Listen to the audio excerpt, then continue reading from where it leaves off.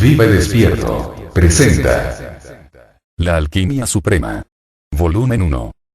Primera parte. Primer discurso. 15 de febrero de 1972. La tradición de los Upanishads y los secretos de la meditación. Aún. Meditación. Es la constante contemplación de eso. Hay algunos aspectos que considerar antes de que nos adentremos en lo desconocido. Lo desconocido es el mensaje de los Upanishads. Lo básico, lo fundamental, siempre permanece desconocido. Aquello que se conoce es siempre superficial. Por eso hay algunos puntos que debemos de comprender antes de profundizar en los dominios de lo desconocido. Esas tres palabras, lo conocido, lo desconocido y lo incognoscible, deben ser entendidas antes, porque los Upanishads se ocupan de lo desconocido solo como comienzo. Desembocan en lo incognoscible. Lo conocido pertenece a los dominios de la ciencia, lo desconocido es filosofía y lo incognoscible pertenece a la religión. La filosofía es el nexo entre lo conocido y lo desconocido, entre la ciencia y la religión. La filosofía se ocupa exclusivamente de lo desconocido. En el momento en que algo se vuelve conocido, pasa a formar parte de la ciencia. Deja de pertenecer al ámbito de la filosofía. Por eso cuanto más avanza la ciencia, más es arrinconada la filosofía. El campo que pasa a ser conocido se torna ciencia, y la filosofía es el puente entre ciencia y religión. A medida que la ciencia progresa, la filosofía es desplazada, porque solo puede ocuparse de lo desconocido. Pero cuanto más avanza la filosofía, tanto más es desplazada la religión, porque la religión se ocupa fundamentalmente de lo incognoscible. Los Upanishads comienzan con lo desconocido, desembocan en lo incognoscible. De ahí nace toda malinterpretación. El profesor Ranade ha escrito un profundo tratado sobre la filosofía de los Upanishads, pero es solo un principio. No puede penetrar los hondos valles de los misterios de los Upanishads porque permanece en el ámbito filosófico. Los Upanishads comienzan con filosofía, pero es tan solo un comienzo. Acaban en la religión, en lo incognoscible. Y cuando digo incognoscible, quiero referirme a lo que no puede ser conocido. Sea cual sea el esfuerzo que hagamos, de cualquier forma que lo intentemos, en el instante en que conocemos algo, se vuelve parte de la ciencia.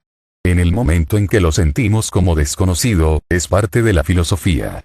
En el momento en que nos encontramos con lo incognoscible, solo entonces es religión. Cuando digo incognoscible me refiero a aquello que no puede ser conocido, pero que sí puede ser encontrado, que puede ser vivido, que puede ser sentido. Puedes hallarte frente a frente con ello. Puede ser encontrado pero aún así permanece incognoscible. Solo podemos percibir esto, que nos hallamos sumidos en un profundo misterio que no puede ser resuelto. Por esto, antes de penetrar en este misterio, debemos de comprender algunas cosas. Si no, no habrá cómo penetrarlo. La primera, cómo escuchar. Porque hay distintas dimensiones del oír. Puedes escuchar desde tu intelecto, con tu razón. Este es el modo más corriente de escuchar algo, el más común, el más ordinario y el más superficial. Porque con la razón siempre estás en posición de defensa o en posición de ataque. Desde la razón siempre estás luchando, así que cuando alguien comprende algo desde la razón, está peleando con ello. Como máximo, se puede dar una muy rudimentaria comprensión, es posible una ligera percepción. El significado más profundo está condenado a pasar desapercibido porque el significado más profundo requiere escuchar desde el sentimiento. La razón nunca puede escuchar con compasión. Escucha desde un fondo argumentativo. No puede nunca escuchar con amor. Eso es imposible. Por eso escuchar mediante la razón es adecuado si intentas entender matemáticas, si tratas de comprender lógica, si tratas de entender cualquier sistema que sea totalmente racional. Si escuchas poesía desde la razón, no verás nada. Es como si uno intenta oír con los ojos o ver con los oídos. No puedes comprender la poesía utilizando la razón. Hay una comprensión más profunda, un segundo tipo de comprensión, que funciona, no a través de la razón, sino del amor, mediante el sufrimiento, mediante la emoción, a través del corazón. La razón siempre está en conflicto. La razón no permite que nada entre fácilmente. La razón debe ser vencida, solo entonces algo puede penetrar. Es una armadura alrededor de la mente, es un método de defensa, una media defensiva. Se mantiene alerta en todo instante para que nada pueda pasar sin que se dé cuenta. Y nada puede pasar, a menos de que la razón sea vencida. E incluso cuando la razón es vencida, el asunto no va directamente al corazón, porque en la derrota no puedes situarte en el sentir. La segunda dimensión del escuchar es a través del corazón, mediante el sentimiento. Uno escucha música. No se requiere entonces de análisis alguno. Desde luego, si eres un crítico, no serás capaz de comprender la música. Puede que entiendas las matemáticas, la métrica, el lenguaje, todo sobre música, pero no la música en sí, porque la música no puede ser analizada. Es un todo. Es una totalidad. Si te demoras un solo instante analizándola, ya has perdido mucho. Es una totalidad que fluye. Desde luego, la música sobre el papel puede ser analizada, pero nunca la música real cuando está ahí, sonando. No puedes permanecer distante, no puedes ser un observador. Tienes que ser partícipe. Si participas, solo entonces comprendes. Y así ocurre con el sentir. El modo de entender es mediante la participación. No puedes ser un observador, no puedes permanecer afuera. No puedes hacer de la música un objeto. Tienes que fluir con ella, tienes que estar profundamente enamorado de ella. Habrá momentos en que no estés allí y solo la música es ti. Esos serán los picos. Esos instantes serán los instantes de música. Entonces algo penetra tu ser más profundo. Es un modo de escuchar más profundo, pero aún así no es el más profundo. El primer modo utiliza la razón, es racional. El segundo es a través del sentimiento, es emocional. El tercero es a través del ser, es existencia. Cuando escuchas con la razón, escuchas a través de una parte de tu ser. Y de nuevo, cuando escuchas a través del sentimiento, lo estás haciendo a través de una parte de tu ser. El tercero, el más profundo, la dimensión de escuchar más profunda, es a través de tu totalidad, cuerpo, mente y espíritu, como un todo, como una unidad. Si entiendes este tercer modo de escuchar, solo entonces serás capaz de penetrar los misterios de los Upanishads. El nombre tradicional de este tercer modo de escuchar es fe. Así que podemos hacer esta clasificación. Mediante la razón el método es la duda. Mediante el sentimiento el método es el amor. Mediante el ser el método es la fe, la confianza, porque si vamos a penetrar en lo desconocido, ¿cómo puedes dudar? Puedes dudar sobre lo conocido, pero de aquello que es absolutamente desconocido, ¿cómo puedes dudar? La duda solamente es válida si se ocupa de lo conocido. Con lo desconocido la duda es imposible. ¿Cómo puedes amar lo desconocido? Puedes amar lo conocido. No puedes amar lo desconocido, no puedes crear una relación con lo que no conoces. La relación es imposible. No puedes relacionarte con ello. Puedes disolverte en ello, esto es algo distinto, pero no puedes relacionarte con ello. Y el entregarse no es una relación. No es en absoluto una relación. Es simplemente disolver la dualidad. Con la razón la dualidad permanece. Estás en conflicto con el otro. Con el amor la dualidad permanece. Estás en una relación de afecto con el otro. Con el ser, la dualidad se disuelve. No estás ni en conflicto ni enamorado, no estás relacionado de ninguna forma. Este tercer modo es conocido tradicionalmente como fe, confianza, shraddha. En todo lo concerniente a lo desconocido, la fe es la llave. Si alguien dice, ¿cómo puedo creer? Se confunde, se equivoca radicalmente. Puedes creer, puedes no creer. Puedes creer si tienes argumentos para creer. Puedes no creer si tienes argumentos para no creer. El creer nunca es más profundo que la razón.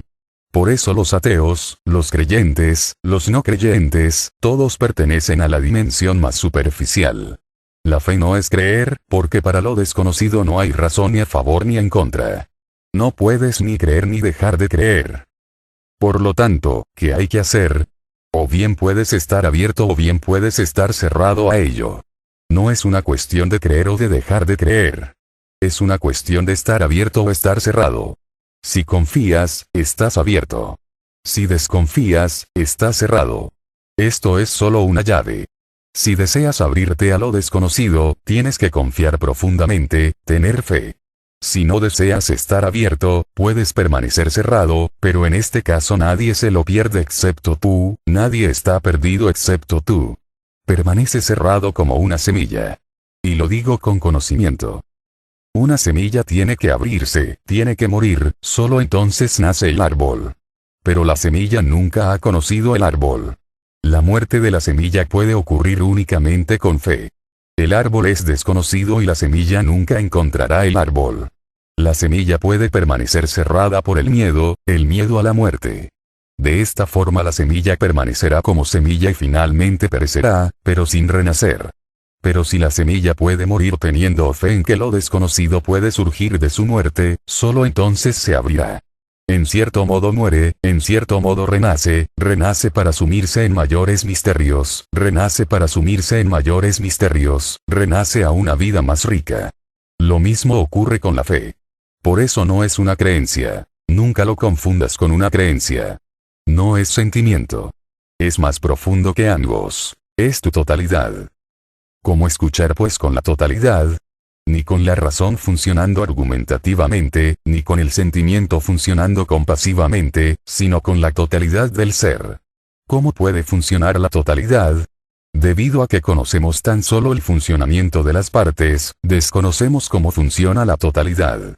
Conocemos tan solo las partes. Esta parte funciona, esa otra funciona, el intelecto que trabaja, el corazón funcionando, las piernas que se mueven, los ojos que ven. Sabemos solo de las partes cuando funcionan. ¿Cómo funciona la totalidad? La totalidad funciona únicamente en una profunda pasividad. Nada es activo, todo permanece silencioso. No haces nada. Estás tan solo ahí, solo una presencia. Y la puerta se abre. Solo entonces podrás entender el mensaje de los Upanishads. Se requiere exclusivamente tu presencia, sin que hagas nada de tu parte, sin que funciones. Esto es lo que significa que la totalidad funcione, solo tu presencia. Voy a aclararlo un poco, voy a aclarar lo que quiero decir con solo estar presente. Si estás enamorado de alguien, hay momentos en los que no estás haciendo nada. Estás solo junto a tu amor o a tu amante. Tan solo allí, en silencio absoluto. No os estáis ni amando. Tan solo estáis presentes. Y un fenómeno muy extraño ocurre. Comúnmente, nuestra existencia es lineal. Existimos en una línea, en una secuencia. Mi pasado, mi presente y mi futuro. Esta es la línea. Yo voy por mi camino, tú por el tuyo. Cada uno tiene caminos, pistas. Yo voy por la mía, tú por la tuya. En realidad nunca nos encontramos. Somos líneas paralelas, sin puntos de encuentro. Aunque estemos apretujados no nos encontramos porque tú vas por tu camino y yo por el mío. Tú perteneces a tu pasado, yo pertenezco a mi pasado. Mi presente nace de mi pasado, tu presente nace de tu pasado. Tu futuro será una consecuencia de tu pasado y de tu presente, y el mío de los míos. Así que nos movemos por pistas, caminos lineales, pistas de un solo carril. No hay encuentro. Solo los amantes se encuentran porque, de repente, cuando estás simplemente presente ante alguien, surge una clase de tiempo diferente. Ambos os encontráis en un solo instante, y ese instante no pertenece ni a ti ni a tu amado. Es algo nuevo. Ni proviene de tu pasado ni del pasado de tu amante. El tiempo se mueve en una dimensión diferente. No es lineal, no va del pasado al futuro, sino de un presente a otro presente. Hay un encuentro entre dos instantes presentes, una dimensión distinta. Esta dimensión es conocida como la dimensión de la eternidad, por eso los amantes dicen que un instante de amor es la eternidad en sí misma. Nunca acaba. No tiene futuro, no tiene pasado. Es solo presente, aquí y ahora. Esto es lo que quiero decir cuando sigo que si puedes escudarme, no desde tu pasado, ni desde tu futuro, sino con una totalidad tal que en el momento presente solo tu presencia permanezca, si puedes escuchar en silencio, pasivamente, si puedes estar presente, entonces se abre una nueva dimensión. Y el mensaje de los Upanishads puede penetrar solo en esta dimensión. Esto es lo que quiero expresar cuando digo que el mensaje de los Upanishads es eterno. No quiere decir permanente. Solo indica una dimensión de tiempo distinta en la cual no hay ni futuro. En tu tiempo interior.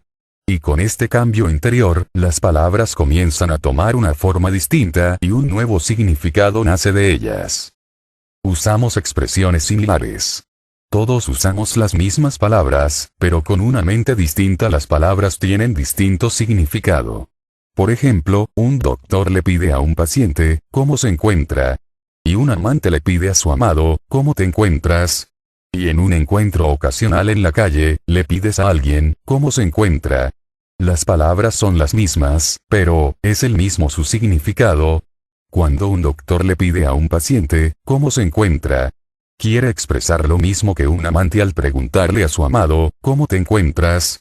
Tienen un significado distinto. Los Upanishads no pueden ser entendidos de un modo corriente. Por eso es por lo que los eruditos no los captan, los lingüistas no los captan, los pundits no los captan. Ellos trabajan desde el lenguaje, con la gramática, con lo que consideran adecuado, pero aún así no los captan. ¿Por qué no los captan? No los captan porque su tiempo interior es lineal. Trabajan con su intelecto, no con su ser. En verdad, están trabajando sobre el Upanishads, no están permitiendo al Upanishads que trabaje sobre ellos. Esto es lo que quiero expresar cuando digo solo estar presente. Entonces el Upanishad puede trabajar sobre ti, y en ese trabajo puede surgir la transformación. Eso puede transportarte a diferentes planos de existencia. Por eso lo primero que debes recordar es escuchar solamente con tu presencia. Absorbe a través de tu fe y de tu confianza, bébelo. No luches con la razón, no sientas con el sentimiento. Sé simplemente uno con tu ser. Esta es la llave, lo primero. En segundo lugar, los Upanishads usan palabras, tienen que usarlas, pero representan el silencio. Hablan sin parar, pero hablan desde el silencio. El esfuerzo es absurdo, paradójico, contradictorio, inconsciente, pero así es como es posible, es el único sistema. Incluso si yo quiero dirigirte hacia el silencio, debo utilizar palabras. Ellos usan palabras, pero están absolutamente en contra de las palabras y del lenguaje. No los apoyan. Esto debe ser recordado en todo momento, pues en caso contrario es muy fácil perderse entre las palabras. Las palabras tienen su propia magia, su propio magnetismo. Y cada palabra crea una secuencia propia. Los novelistas lo saben, los poetas lo saben. Dicen que a veces tan solo comienzan su novela. Cuando la acaban, no pueden afirmar que la han acabado. En realidad, las palabras poseen su propia secuencia. Empiezan a estar vivas por sí mismas, y así siguen solas. Tolstoy ha dicho en alguna parte: yo empiezo, pero nunca acabo, y a veces mis propios personajes dicen cosas que nunca hubiera querido que dijeran. Empiezan a tener vida propia y a seguir sus propios caminos. Se liberan del autor, del novelista, del poeta. Se liberan como un niño se libera de sus padres. Tienen su propia vida. Por eso las palabras tienen su propia lógica. Emplea una palabra, y ya has comenzado. Y la palabra creará muchas otras cosas. La misma palabra creará muchas otras cosas, y uno puede perderse. Pero los Upanishads no están a favor de las palabras. Por eso las usan tan poco como les es posible. Su mensaje es tan telegráfico que ni una sola palabra es usada innecesariamente. Los Upanishads son los tratados más cortos. Ni una sola palabra es utilizada innecesariamente porque las palabras pueden crear secuencias hipnóticas. Pero las palabras han de usarse. Por eso ten cuidado de no perderte en ellas. El significado es un asunto distinto. Y más que significado sería adecuado utilizar la expresión lo que indican. Los Upanishads usan las palabras como signos, como símbolos, como indicaciones. Usan las palabras para mostrar algo, no para decir algo. Puedes decir algo con tus palabras, puedes señalar algo con tus palabras. Cuando señalas algo, cuando indicas algo, la palabra ha de ser trascendida, se ha de olvidar. Si no, las palabras quedan y distorsionan la percepción global. Utilizaremos palabras, pero con cautela. Recuerda que no solo expresan algo, sino que son indicaciones. Las palabras se han usado simbólicamente, como un dedo señalando la luna. El dedo no es la luna, pero uno puede colgarse del dedo y decir: mi profesor me lo enseñó. Esta es la luna. El dedo no es la luna, pero puede ser empleado para señalar. La palabra no es nunca la verdad, pero las palabras pueden ser empleadas para indicar. Recuerda siempre que el dedo debe ser olvidado. Si el dedo se vuelve más importante y significativo que la luna, todo se pervertirá. Recuerda este segundo punto. Las palabras son solo indicadores de algo que no puede ser expresado con palabras, de algo silencioso, de algo más allá, de algo que las trasciende. Este olvidar que las palabras no son realidades ha causado mucha confusión. Existen miles y miles de comentarios, pero todos se ocupan de las palabras, no de la realidad sin palabras. Siguen discutiendo. Durante siglos, milenios, los pundits han estado discutiendo lo que significa esta o esta otra palabra y han creado una extensa literatura. Demasiado buscar el significado, y lo que se obtiene no tiene sentido. Se han equivocado por completo.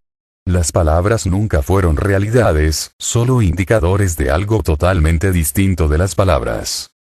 Tercero. No voy a comentar los Upanishads, porque un comentario solo puede ser hecho desde el intelecto.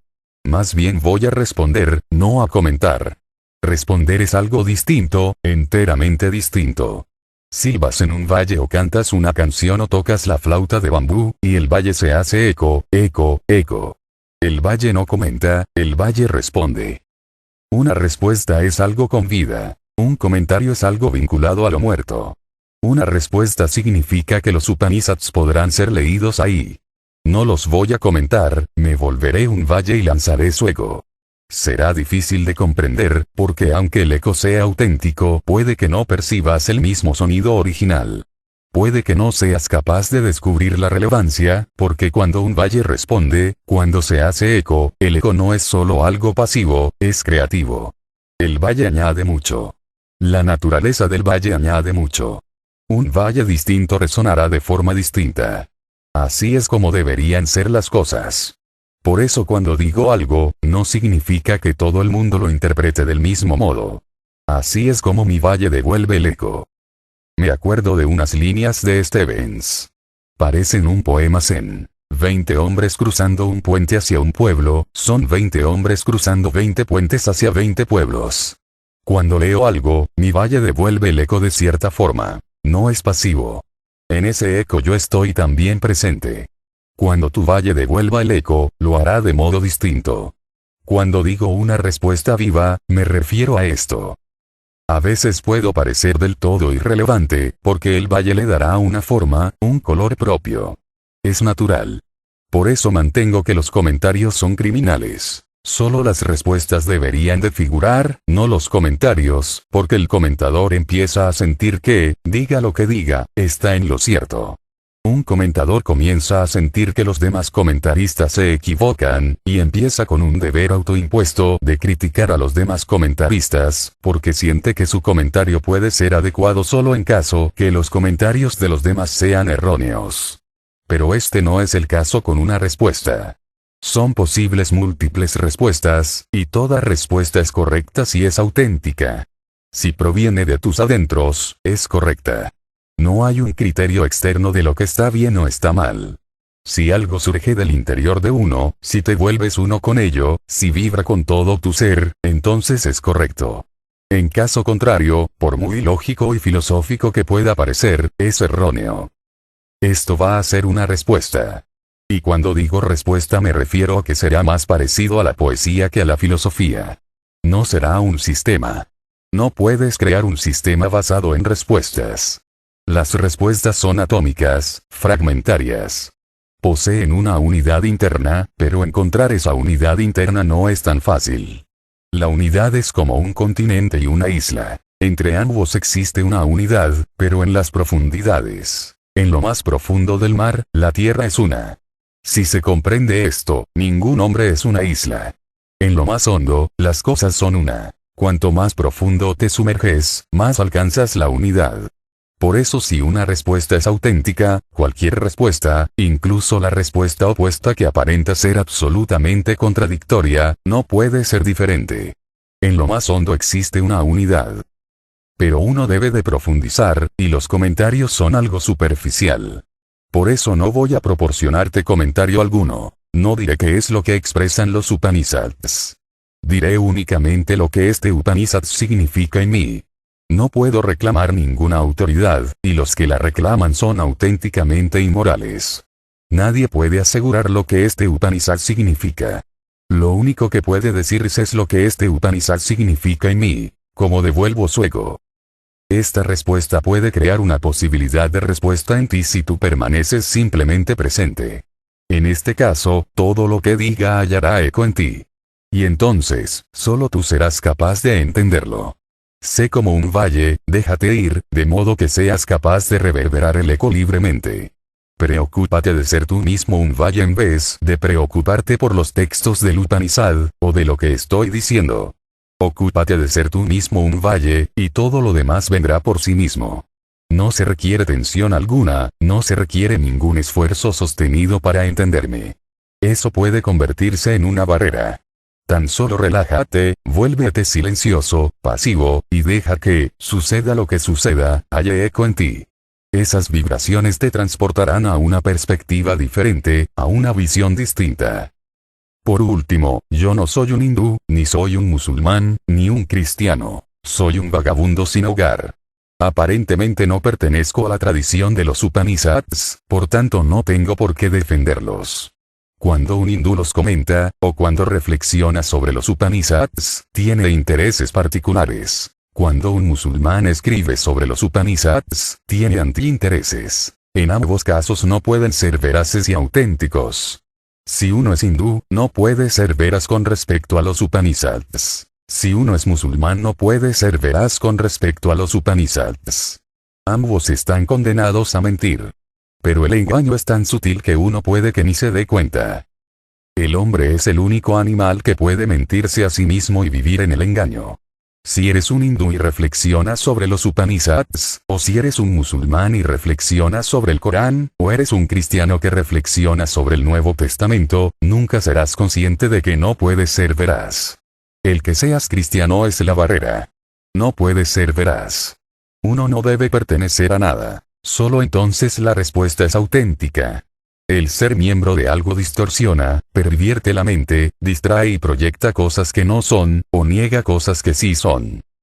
De modo que para mí, eso no constituye un problema, y para ti también te sugeriría que cuando leas el Corán, escuches los Upanishads o la Biblia, no seas hindú, cristiano o musulmán. El estar es suficiente. Serás capaz de penetrar más hondo. Con conceptos, con dogmas, nunca estás abierto.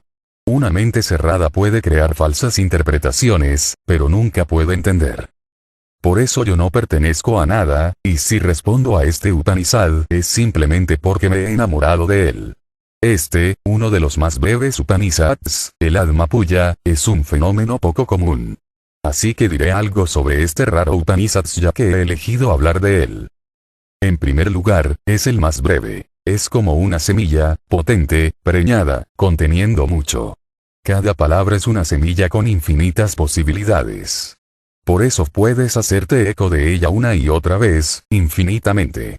Y cuanto más medites sobre ellas, cuanto más les permitas que te penetren, te serán revelados nuevos significados. Estas palabras semilla prueban que fueron halladas en profundo silencio. En realidad parece extraño, pero es un hecho. Si tienes menos que decir, dirás más.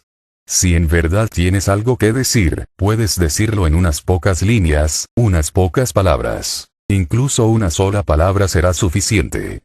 Cuanto menos tengas que decir, más palabras tendrás que usar. Cuanto más tienes que decir, menos palabras usas.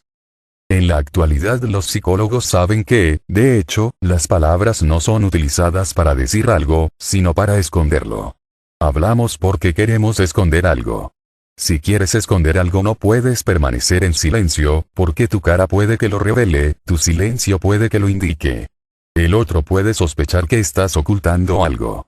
Por eso una persona que tiene algo que ocultar habla y habla sin parar. Mediante las palabras puedes engañar. Con el silencio no puedes engañar. Los Upanishads verdaderamente tienen algo que decir, por eso lo expresan en forma de semilla, en sutras, en aforismo. Este Upanishad tiene solo 17 sutras. Pueden ser escritos en media página. El Upanishad al completo puede ser escrito en una postal. En una sola cara. Pero contiene un mensaje muy poderoso, por eso consideraremos cada palabra semilla y trataremos de penetrar en ella, trataremos de ser una respuesta viva a ella. Puede que algo comience a vibrar en ti. Y puede empezar porque esas palabras albergan un alto potencial, contienen mucho. Si sus átomos pudieran ser destruidos, se liberaría gran cantidad de energía. Mantente pues abierto, receptivo, con profunda confianza, y deja que el Upanishad trabaje. Entremos ahora en el Atma Puja, veneración del Yo Upanishad.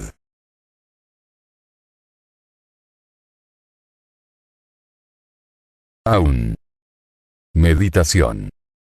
Es la constante contemplación de eso. Aún. Esta palabra, aún, es muy significativa como signo, como un símbolo, como una clave secreta. Por eso vamos a decodificarla primero. Aún tiene 5 mantras, 5 pasos.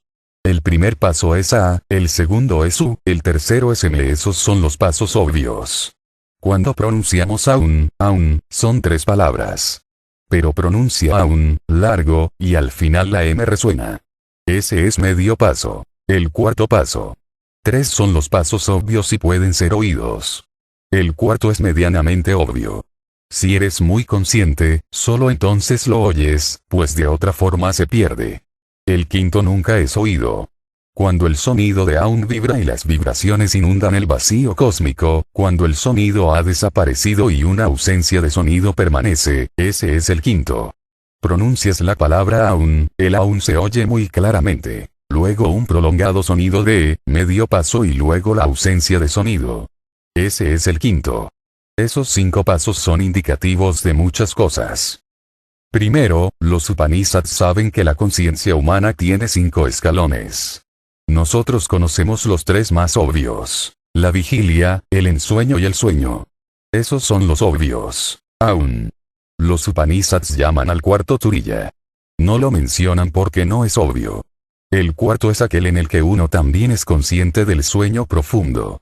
Si estás sumido en un sueño profundo, en un profundo sueño sin sueños, si por la mañana puedes decir, he dormido muy, muy profundamente, entonces es que hay alguien en ti que ha sido consciente y recuerda, de alguna forma, que ha habido un sueño muy profundo, un sueño sin ensueños. Pero el testigo estaba ahí. Este testigo es denominado el cuarto. Pero los Upanishads dicen que el cuarto no es el último, porque permanecer como testigo es estar aún separado. Por eso cuando el testigo también se disuelve, si solo resta la existencia, sin testigo, ese es el quinto. Por eso aún es un signo de muchas cosas, de los 5 cuerpos del hombre. Los Upanishads los dividen en Annamaya, Pranamaya, Manomaya, Vijnanamaya y Anandamaya. 5 capas, 5 cuerpos. Este aún es una señal cósmica. Es solo un signo, pero también un símbolo. ¿Qué quiero decir cuando digo símbolo? Cuando alguien se sumerge en lo profundo de la existencia, hasta las raíces, hasta las mismas raíces, los pensamientos dejan de existir, el pensador deja de existir, la objetividad deja de estar presente, la subjetividad ya no existe, pero aún, todo es. En ese instante carente de pensamientos, de ideas, se escucha un sonido. Este sonido se asemeja a aún. Tan solo se le parece. No es aún. Por eso es un símbolo. No podemos reproducirlo. Esta es la mejor aproximación. Por eso es por lo que se ha relacionado con muchos sonidos, pero siempre próximos al aún. Los cristianos y los musulmanes lo han representado como amén. Ese sonido que se percibe cuando todo se ha perdido y solo un sonido vibra, que recuerda a aún. Puede parecerse a amén. En castellano existen muchas palabras así, como omnipresente, omnisciente, omnipotente. Ese on es el sonido. En realidad, omnisciente se refiere a uno que ha visto el aún, y aún es un símbolo para todo. Omnipotente significa alguien que se ha hecho uno con aún, porque ese es el potencial de todo el cosmos. Omnipresente indica a uno que está presente en el sonido aún, y ese sonido lo abarca todo, lo desborda a todo. El Om es omnisciente, omnipresente y omnipotente. Es aún. Amén es aún. Distintos buscadores, distintas personas, han percibido semejanzas diversas, pero siempre se asemejan a aún.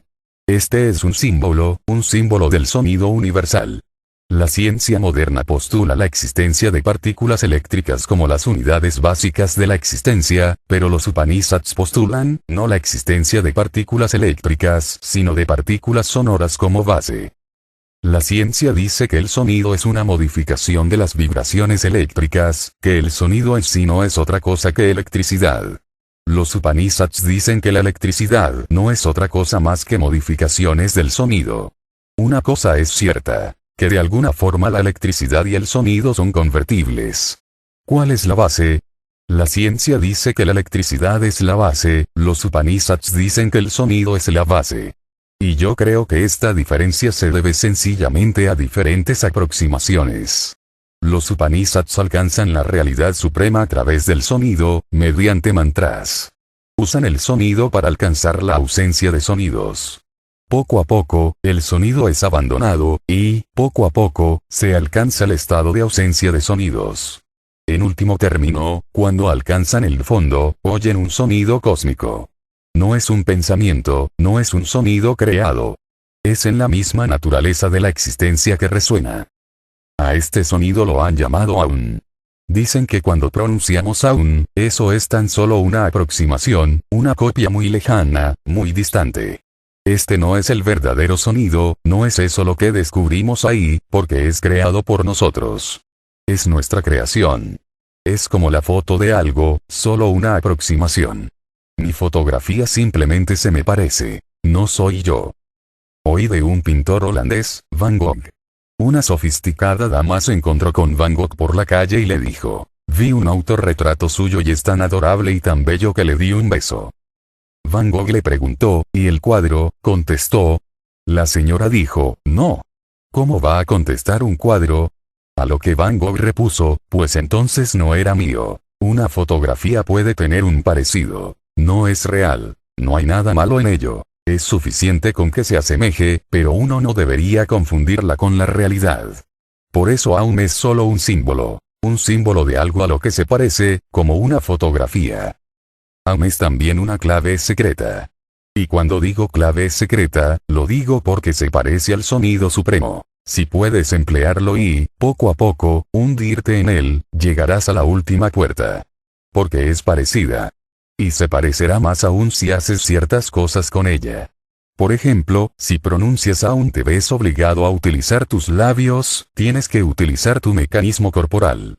Por esto, perderá parte de su semejanza, porque un mecanismo burdo ha de ser utilizado y lo distorsiona. Convierte a Aum en una cosa safia. No emplees tus labios. Crea el sonido Aum dentro de ti solo mediante tu mente.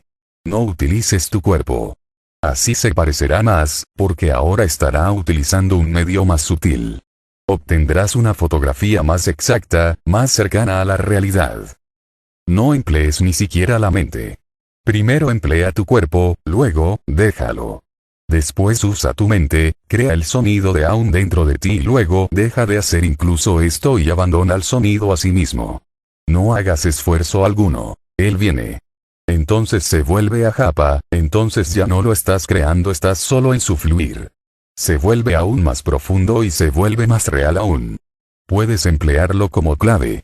Cuando se convierta en algo sin esfuerzo, cuando no tenga que ver con tu cuerpo, ni con tu mente, sino cuando el sonido tan solo fluya en ti, entonces estás muy cerca. En este punto solo una cosa tiene que ser abandonada. El que está sintiendo este Aum. El yo, el ego que siente este Aum me está envolviendo.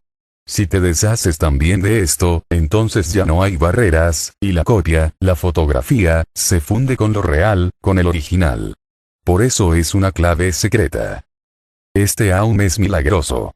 Es tan esencial para los místicos como lo es la fórmula de la relatividad de Einstein para los físicos. Esta fórmula son tres cosas a la vez: un signo, un símbolo y una clave secreta. Y Aum es también tres cosas. Pero básicamente es una clave secreta. A menos que abras las puertas, es del todo inútil que pienses sobre ella, es fútil, una pérdida de tiempo, de vida y de energía. A menos que estés dispuesto a abrir la puerta, ¿qué utilidad tiene el hablar de la llave? Incluso si comprendes todas las implicaciones filosóficas, no tiene objeto. Por eso a un cierre es puesto al comienzo y siempre es puesto al final. Los Upanishads siempre empiezan con Aum, y siempre acaban con Aum. Esta es la llave. Si entras en una casa, lo primero que usas es la llave, y de nuevo, cuando sales, lo último en ser utilizado es la llave. Así que entra. Usa la llave. Pero si empiezas a contemplar la llave y continúas sentado en la puerta, entonces la llave no es una llave para ti, sino una barrera. Tírala. Porque no abre nada. Más bien cierra, porque estás constantemente pensando en la llave. Uno puede seguir pensando en la llave sin utilizarla. Hay muchos que han cavilado, pensado y proyectado sobre lo que significa Aum. Han creado estructuras, grandes estructuras sobre ella, pero nunca han empleado la llave. Es un símbolo, es un signo, pero básicamente es una llave secreta. Puede ser utilizado como método para penetrar en lo cósmico, como método para caer en lo oceánico. Cuanto más sutil se vuelve, más profundo, más se acerca a lo real. Cuanto más burdo, más se aleja. Meditación es la constante contemplación de eso. Este es el primer sutra. Vivimos en un mundo de 3 dimensiones. Una dimensión es la del yo-ello. El mundo de las cosas. Yo y mi casa. Yo y mi mobiliario, yo y mi riqueza. Este es el ámbito del yo-ello. Un mundo de cosas, de ello, me rodea. Después hay otra dimensión, la del yo-tú. Yo y mi amada, yo y mi amigo, yo y mi familia. Un mundo de personas. Este es el segundo ámbito. Luego viene un tercer campo, yo-eso. Yo y el universo. Los Upanishads dicen. Meditación es la constante contemplación de eso. Ni de ello, ni de tú, sino de eso. Eso significa el todo. No es una cosa, no es una persona, es eso. Pero, ¿por qué usamos eso? Siempre que decimos eso, queremos expresar algo que trasciende, algo que está más allá, algo que no está donde nosotros estamos, ni en nuestras relaciones con las cosas, ni en nuestras relaciones con las personas eso. Sin nombre alguno, porque si le das un nombre, por ejemplo si le llamas Dios, se convierte en una relación del tipo yo-tú. Si lo llamas padre o madre lo transportas a la segunda dimensión. Si dices que no hay Dios, entonces vives en un mundo unidimensional, yo-ello. Eso no es una cosa. Los teístas están prestos a decir que no es una cosa, pero dicen que es una persona. Los Upanishads no se refieren a ello ni siquiera como persona, porque convertirlo en una persona es limitarlo y volverlo persona es hacerlo finito. Simplemente utilizan la palabra eso. Dicen, es todo, pero no podemos darle nombre porque no tiene forma, ni límite. Es la totalidad. ¿Cómo llamarlo? No lo llaman Dios, no lo llaman divino, no lo llaman Señor, no lo bautizan con nombre alguno. No hay forma ni nombre. Simplemente utilizan la palabra eso, y la constante contemplación de eso es meditación. Si puedes recordar eso constantemente, entonces te hallas en meditación. Cuando estés con gente, recuérdalo. Cuando estés con cosas, recuérdalo, acuérdate de eso. Estés donde estés, acuérdate de eso, el todo. No mires nunca lo limitado como lo limitado. Mira siempre en la hondura y siente lo ilimitado. No veas nunca la forma como tal forma. Mira en lo hondo y ve la ausencia de forma en ello. No contemples la cosa como tal cosa. Profundiza, siéntela, y eso te será revelado. No veas nunca a una persona como encasillada en su personalidad. Profundiza y percibe lo que va más allá, el más allá interior. La continua contemplación de eso es meditación. Sin ritual, sin método, sin técnica, simplemente contemplación continua.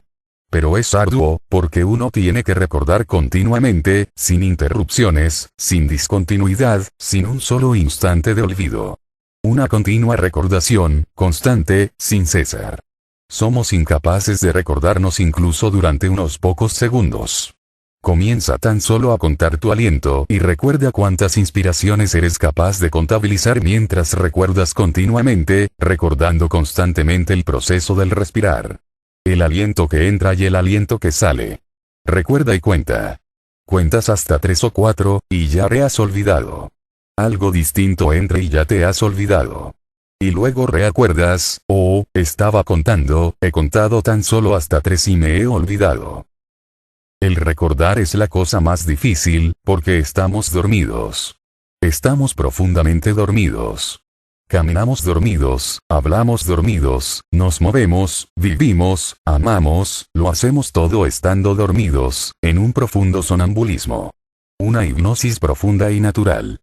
Por eso es por lo que hay tanta confusión y tanto conflicto, tanta violencia y tanta guerra. Es realmente un milagro cómo la raza humana ha sobrevivido. Tan dormidos, y aún así nos las ingeniamos. Pero estamos dormidos. Nuestro comportamiento no es un comportamiento al que podamos denominar alerta, atento, consciente. No lo estamos. Ni por un solo instante podemos ser conscientes de nosotros mismos. Pruébalo y siente cuán profundamente dormido estás.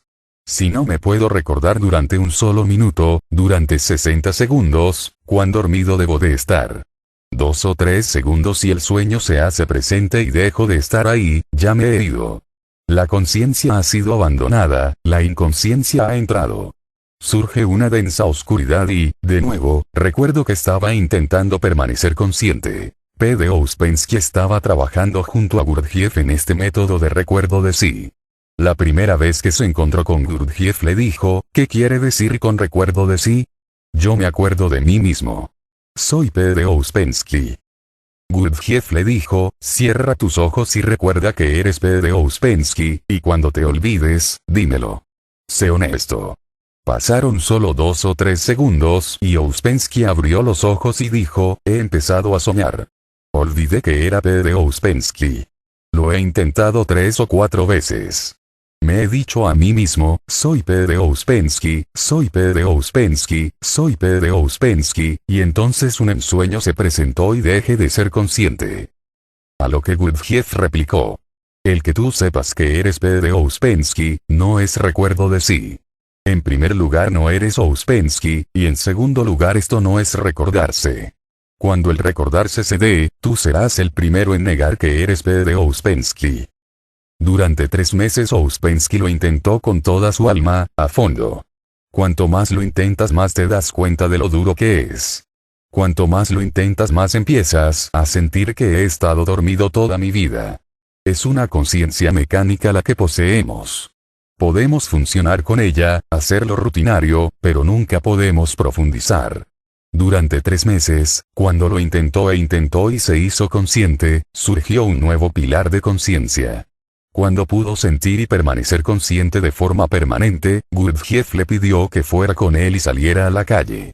Y Ouspensky dijo, por primera vez, en las calles de una gran ciudad, me di cuenta de que todo el mundo está dormido, de que todo el mundo se mueve en sueños. Pero yo había circulado por las mismas calles y nunca había sido consciente de ello. Y vi que todo el mundo estaba dormido, solo que con los ojos abiertos. Se asustó tanto que tuvo que decirle a su maestro, no puedo seguir, tengo que regresar. Todos están tan dormidos que puede ocurrir cualquier cosa. No puedo seguir. Siéntate junto a la calle y mira los ojos de la gente moverse. Te darás cuenta de que todos están encerrados en sí mismos. Nadie se da cuenta de lo que sucede a su alrededor. Alguno habla consigo mismo, algún otro mueve sus manos, haciendo gestos, puede que esté sumergido en algún sueño. Los labios se mueven, todos hablan por dentro. Nadie es consciente de lo que sucede a su alrededor. Todos se mueven como autómatas. Van a sus casas, no necesitan ni recordar siquiera dónde están. Se mueven automáticamente. Sus piernas se mueven, sus manos dirigen la dirección de sus automóviles, llegan a sus casas, pero todo el proceso en sí es solo un sueño, una rutina mecánica. Los carriles están ahí y ellos lo único que hacen es circular por esos carriles. Por eso es por lo que siempre estamos temerosos de lo nuevo, porque entonces tenemos que crear nuevos carriles. Estamos asustados de lo nuevo porque con lo nuevo la rutina no funciona, y durante cierto tiempo debemos de estar alerta. Estamos siempre encajonados en nuestras fijas rutinas y estamos, en cierto modo, muertos. Una persona que duerme, en realidad está muerta. No se puede decir que esté viva. Solo por unos instantes, por unos breves momentos en toda la vida, nos volvemos conscientes, y esos momentos se dan o bien en profundos momentos de amor, que son escasos, sucede tan solo a unos pocos, a muy pocos. Y cuando sucede, todos sienten que este hombre se ha vuelto loco, porque se vuelve diferente por completo, pues comienza a ver las cosas de un color distinto, con una música diferente, con una luz distinta. Empieza a mirar a su alrededor y contempla un mundo diferente. Desde luego, para nosotros se ha vuelto loco, por tanto podemos perdonarle porque está loco. Está en un sueño. La realidad es al contrario. Nosotros estamos dormidos y por un breve instante él se ha vuelto consciente de una realidad más profunda. Pero él está solo, y esa conciencia no puede continuar porque es un suceso accidental. No la ha conseguido con su propio esfuerzo. Simplemente ha sucedido. Es un accidente. Volverá a dormirse de nuevo y cuando se duerma sentirá que ha sido traicionado por su amante o su amada, porque la magia del amor ya no está presente. Esa magia llegó porque él se hizo consciente de un mundo distinto. En este mundo coexisten mundos distintos. Él se hizo consciente y ahora está dormido otra vez, por eso siente que ha sido traicionado. Nadie la ha traicionado. Todos los amantes sienten que han sido traicionados. Únicamente ha ocurrido que, en un repentino despertar, ha visto otro mundo, con una belleza distinta, con diferentes sonidos, y ahora está dormido de nuevo. Este vislumbre ha desaparecido y ahora se siente traicionado. Nadie le ha traicionado. Tan solo ocurrió que, de repente, se hizo consciente. Uno se vuelve consciente o bien con el amor o bien con la muerte. Si de improviso caes en manos de la muerte, te harás consciente. En accidentes repentinos, como un coche dirigiéndose incontrolado a toda velocidad colina abajo, te vuelves consciente, porque no hay futuro y el pasado ha acabado. Solo el momento presente, este momento de deslizarse colina abajo, lo es todo. Ahora se abre una dimensión distinta en el tiempo. Estás aquí y ahora por primera vez. Los sueños no son posibles porque no hay futuro. No puedes pensar en el futuro. El pasado se está acabando. Entre esos dos tiempos, en este instante, en esta calamidad, te vuelves consciente de que el amor y la muerte son los únicos momentos en que nos volvemos conscientes, pero ellos no están en nuestras manos. No existen. Por eso cuando el Upanishad dice, la constante contemplación de eso, quiere decir que si puedes recordarte continuamente, constantemente, en todo, en cada instante, sea lo que sea, es eso, dentro, fuera. Si todo se vuelve un mero símbolo de la recordación de eso, toda la conciencia explotará, el sueño desaparecerá, es meditación. Dos cosas más. Continuamente significa sin interrupción, sin un solo instante de interrupción. Pero es difícil porque entonces tu vida se volverá imposible. Si continuamente lo recuerdas, ¿cómo podrás vivir? ¿Cómo podrás moverte? ¿Cómo podrás comer? Ese problema surge si empiezas a recordar su nombre, si empiezas a recordar Ram, tu vida se volverá imposible, porque o bien te acuerdas de Ram o funcionas en la calle. Un soldado fue traído ante mí, un hombre muy sincero, alguien muy devoto. Intentaba en todo momento recordar Ram. Algún gurú le dijo que recordase Ram continuamente. Llegó a estar tan absorto en esta repetición que su vida exterior se hizo del todo imposible. No podía dormir porque tenía que acordarse de Ram. Si estás repitiendo Ram por dentro, no puedes dormir. Esta actividad constante no te lo permitirá. No podía salir a la calle porque si le tocaban el claxon no era capaz de oírlo. Estaba envuelto en su propia repetición, cerrado. Se volvió insensible. Era un soldado, por eso su capitán lo trajo a mí y me dijo, no es capaz ni de escuchar. Le digo, a la izquierda. Y se queda quieto, mirando. Está ausente. ¿Qué le pasa? El capitán me dijo, se ha vuelto algo imposible. Este hombre ha de ser hospitalizado. Le pregunté al soldado, ¿qué es lo que estás haciendo? Él contestó, puedo decírselo a usted, pero no a mi capitán. Mi gurú me ha dado un mantra para que lo repita continuamente, por eso estoy repitiendo Ram. Y el repetir se ha hecho tan profundo, durante 3 años lo he estado repitiendo sin cesar que he perdido el sueño. No puedo percibir lo que sucede, no puedo oír lo que sucede a mi alrededor. Se ha formado una gran barrera entre yo y el mundo. Estoy encerrado en mi repetición de RAM. Él me preguntó, ¿cómo puedo hacer ambas cosas? Si tengo que estar repitiéndolo constantemente, no puedo hacer nada más. Dime qué he de hacer. Y si hago algo más, el repetir se interrumpe. Las pausas se introducen. Esto es lo que se quiere decir aquí. Por eso es por lo que los Upanishads no dan ningún nombre, ni forma, sino que simplemente dicen eso. Es posible recordar eso continuamente, porque no has de recordar su nombre. Más bien has de sentir eso en todo lo que hagas. En el acarrear agua desde el pozo. Un monje zen, Bokuju, fue interpelado, ¿qué es lo que haces continuamente? Él dijo, no hago nada continuamente. Haga lo que haga, lo hago totalmente. Cuando acarreo agua del pozo, acarreo agua del pozo. Cuando corto leña, corto leña. Cuando duermo, duermo. El que le interrogaba le preguntó, y así pues, ¿qué es lo que haces?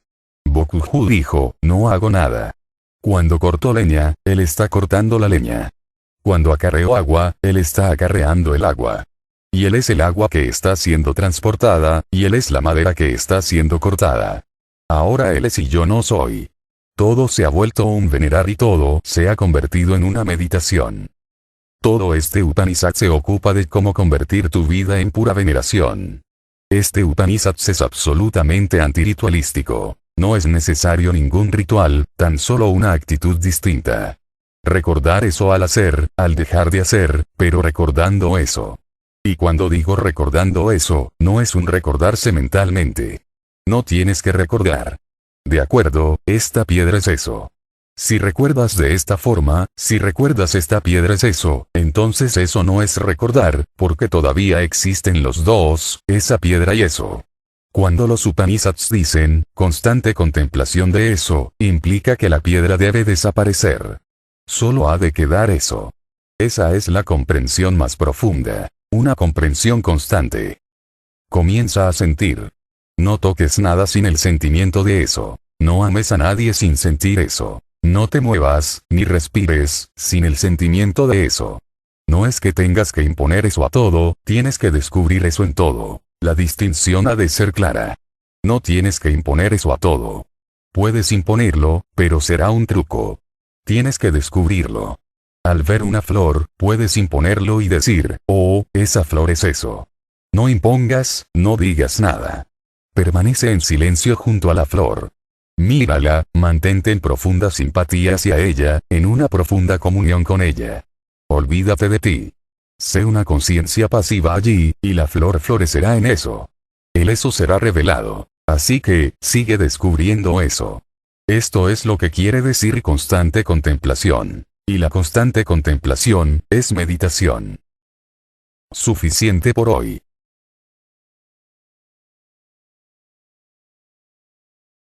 Video creado por Vive Despierto.